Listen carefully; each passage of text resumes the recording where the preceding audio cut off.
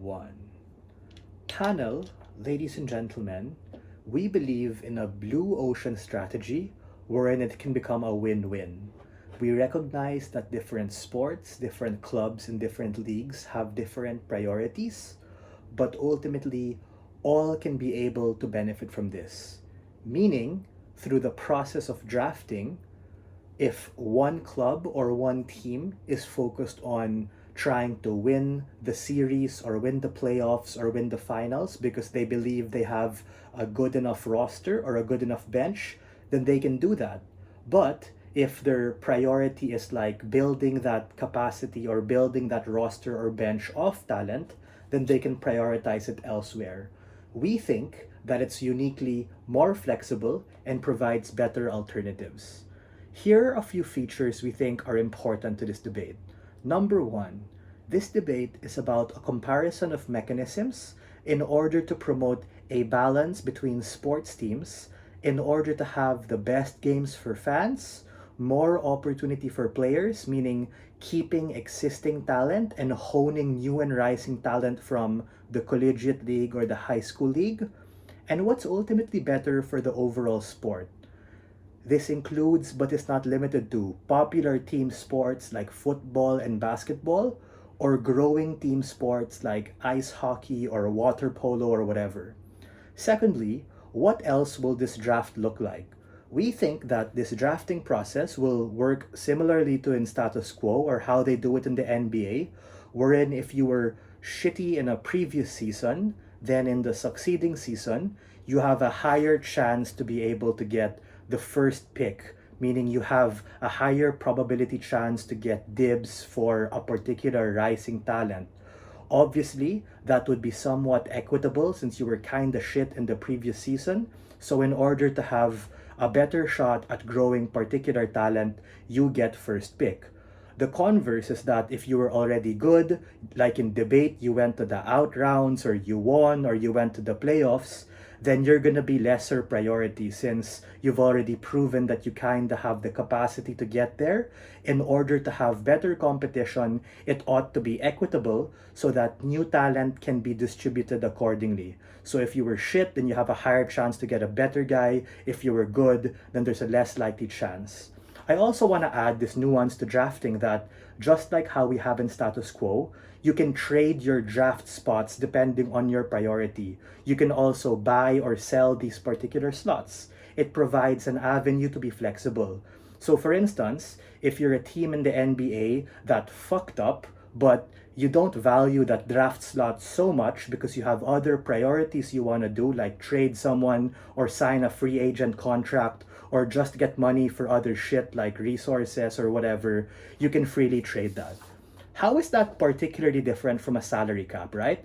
A salary cap has a set number of funds for a particular club or team to be able to have a salary for their entire bench. Meaning, in order to like nerf a beast team like the Boston Celtics, the Miami Heat, or Chelsea or Madrid for football, or the Yankees in basketball, or the Buccaneers in football, we want to be able to say, yo, yo, yo, you guys have too much funds and legacy and capacity. We want to stifle that to an extent in order to be able to give other teams a shot at growing. But the problem, ladies and gentlemen, with a salary cap is that it doesn't necessarily mean that just because you put a cap on the teams who are good, there isn't necessarily a trickle down effect to those particular teams, which I'll argue in a bit in my case. But before that, is there any POI? I can take one from opening opposition. If not closing, yeah, go ahead. Go ahead.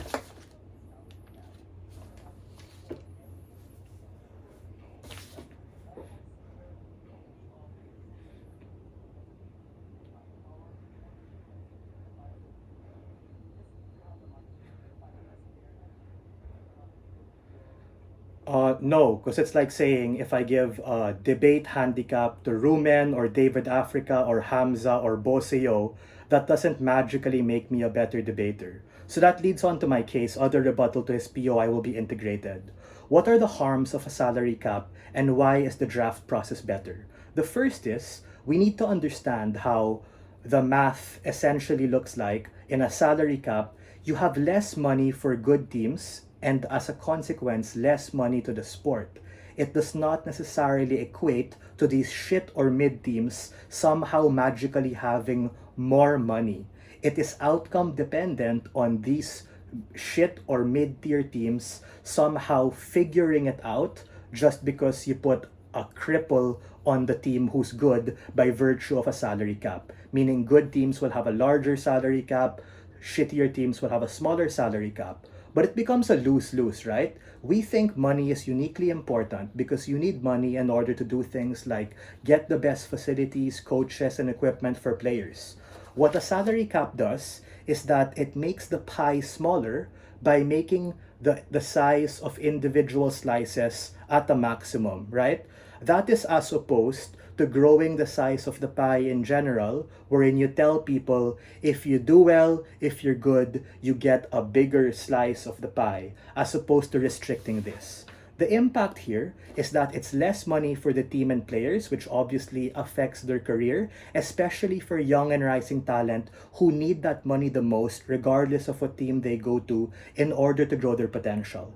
The second thing is, in terms of a comparative with different sports, it also makes smaller sports less likely to grow at a point in which you're also going to put a salary cap of those sports. Meaning, for a sport like ice hockey or water polo, they're gonna remain inferior compared to like the NBA and football. So what I'm trying to say is that through this mechanism of drafting as opposed to a salary cap, you're able to grow all sports in general and not just within the sport in and of itself.